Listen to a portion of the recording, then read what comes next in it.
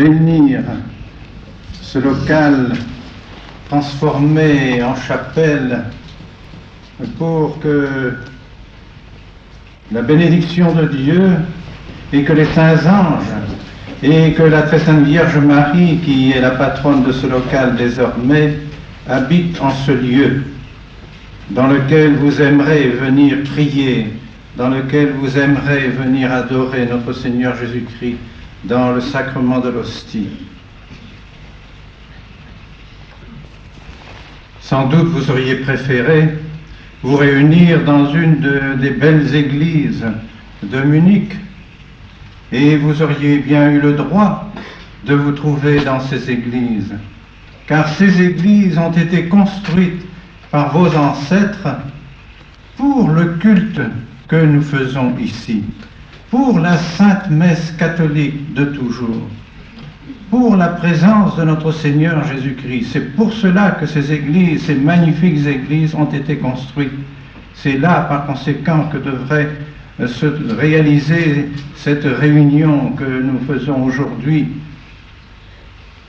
Mais puisqu'on nous refuse ces églises, puisqu'on ne veut plus que ceux qui veulent continuer à adorer notre Seigneur Jésus-Christ comme nos ancêtres l'ont adoré, eh bien, nous nous contentons de ces salles, de ces catacombes en quelque sorte. Mais dès que ce sera possible, dès que le bon Dieu le permettra, nous retournerons dans ces églises pour les rendre véritablement au culte catholique. Et à ce propos, vous avez pu lire dans les journaux de ces jours-ci que les catholiques fidèles à l'Église, fidèles à notre Seigneur Jésus-Christ, ces catholiques de Paris ont eu la joie de pouvoir retrouver une église et de se réunir désormais dans une église où ils peuvent prier comme l'ont toujours fait leurs ancêtres. Et je leur ai promis de leur dire que les fidèles de Munich, vers lesquels j'allais me diriger, que ces fidèles de Munich s'uniraient d'intention à eux et que tous ensemble nous prierons pour que le bon Dieu rende au culte catholique les églises catholiques. Nous souhaitons cela de tout cœur, afin que notre Seigneur soit honoré. Car ce que nous cherchons avant tout, c'est d'adorer notre Seigneur Jésus-Christ comme il mérite de l'être. Et si nous ne pouvons plus l'adorer dans nos églises de pierre, comme on nous refuse aujourd'hui, si nous devons devenir protestants en rentrant dans nos églises, dans celles que nous avons construites, que nos ancêtres ont construites, si nous devons désormais devenir protestants dans ces églises, nous préférons quitter ces églises pour être avec notre Seigneur Jésus-Christ, pour demeurer avec notre Seigneur Jésus-Christ. Et c'est ce qu'ont fait les apôtres aujourd'hui dans l'Évangile. Les apôtres ne sont pas allés à la synagogue pour voir Jésus-Christ dans toute sa splendeur. Ils sont montés sur la montagne pour voir notre Seigneur. Ils ont suivi notre Seigneur Jésus-Christ. Nous aussi, nous suivrons notre Seigneur Jésus-Christ où il faudra aller, n'importe où. Mais nous voulons le suivre à la manière dont Jésus l'a enseigné, dont l'Église nous l'a enseigné, dont l'Église romaine et catholique l'a toujours enseigné. Parce que ce que nous voulons, ce dont nous avons besoin, ce dont nos âmes ont besoin pour leur salut, c'est notre Seigneur Jésus-Christ. Et notre Seigneur Jésus-Christ, non pas honoré comme un homme, comme nous, mais honoré comme Fils de Dieu. Nous voulons honorer notre Seigneur Jésus-Christ et l'adorer parce qu'il est le Fils de Dieu, parce que nous croyons à la divinité de notre Seigneur Jésus-Christ. Et c'est pour cela, s'il faut que nous venions dans des locaux comme celui-ci pour proclamer la divinité de notre Seigneur Jésus-Christ, pour nous agenouiller devant notre Seigneur Jésus-Christ, pour l'honorer par la vraie messe, par le sacrifice qu'il a voulu lui-même, que l'Église a toujours voulu, eh bien, nous viendrons dans des locaux comme ceux-ci, mais nous n'abandonnerons jamais notre Seigneur Jésus-Christ.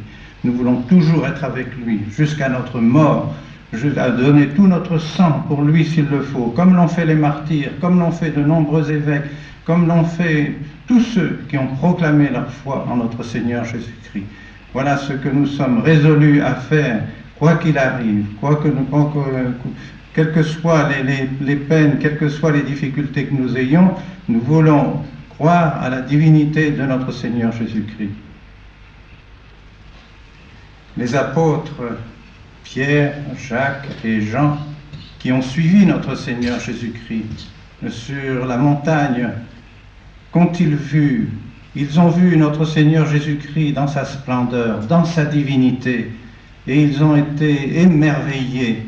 Ils se sont prosternés à terre, et ils ont demandé à notre Seigneur de faire là 3 tentes pour notre Seigneur, pour Moïse et pour Élie, afin de demeurer là, dans cette splendeur, dans cette joie qu'ils avaient dans leurs âmes, pour toujours. Ils ne voulaient plus redescendre parmi les hommes. Eh bien, où nous trouverons-nous notre Seigneur Jésus-Christ? Est-ce aussi sur la montagne? Faut-il que nous allions en Palestine, sur la montagne de la Transfiguration, pour trouver notre Seigneur?